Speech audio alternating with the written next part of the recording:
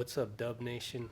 This is Poor Man's Commish, and my flight got delayed, so I've got an hour and a half now. And last night didn't get a chance to do a post game hit over at Oracle just because I was rushing over to Bart. So that was a rush, and but what a game! I mean, wow, that's gonna go down as one of the historic wins at Oracle. Basically, a must win. KD goes down, and so now I just wanted to, first of all, recap game 5 by saying the Brothers finally had a good game together. I said in the last talk that none of the four or five main guys can really have a bad game, and throughout the whole series somebody's had a bad game, and in game 4 it was Clay, but he stepped up. Now going forward, who's going to start in place of KD?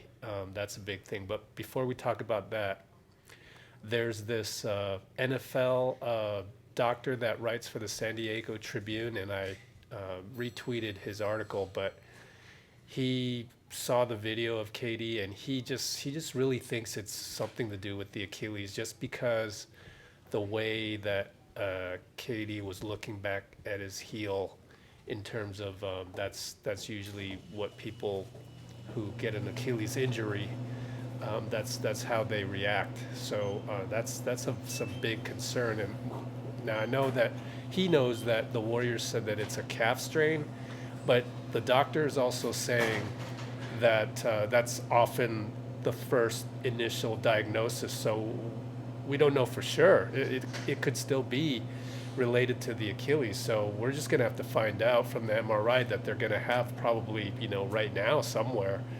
So that's KD, and we still should fear the worst.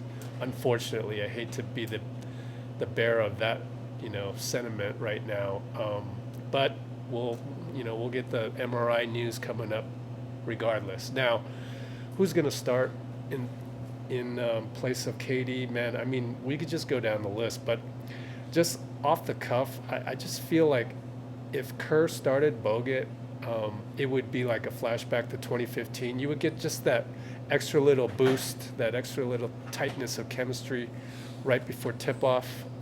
You would get just some really emotional hype among the five, assuming it'd be Steph, Clay, Andre, Draymond, and let's say Bogut, right? Those are pretty much the original five plus Sean, but have Sean come off the bench. I think we got to just continue to start Iguodala, obviously. So the risk is you're going big.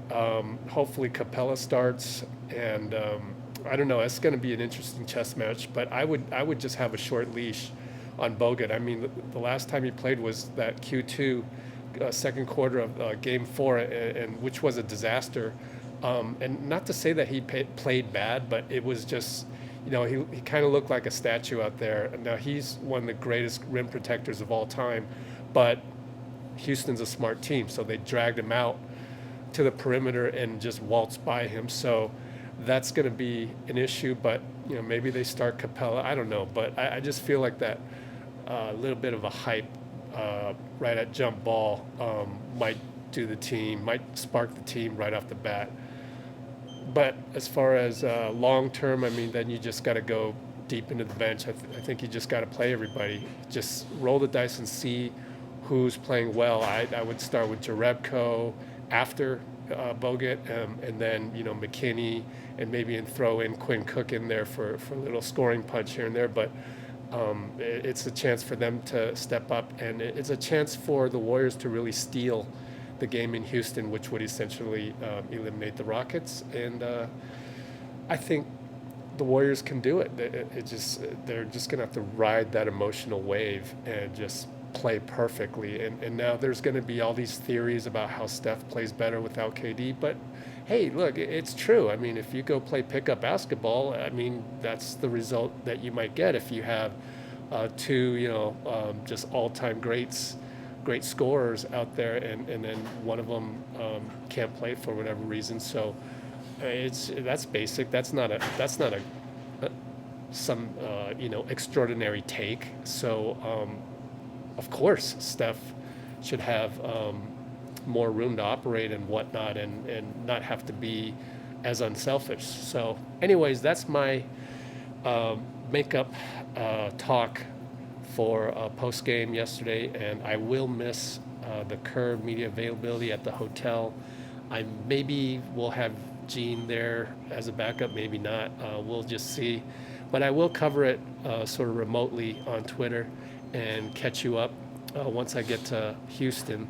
And then tomorrow morning is going to be morning shoot around. So we're turning this thing right around. So I'm probably going to be a zombie, but I'll slog through it and just give you whatever we have. And if there's big news when I land in Houston, which would be about 5 o'clock Pacific time, 7:30, 8 o'clock Central, there may be some big news about the KD MRI. So thanks for listening, and let's go Warriors.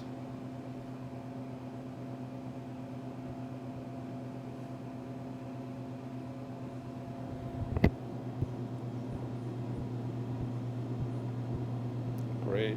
Touchscreen problems. Just gonna have to exit.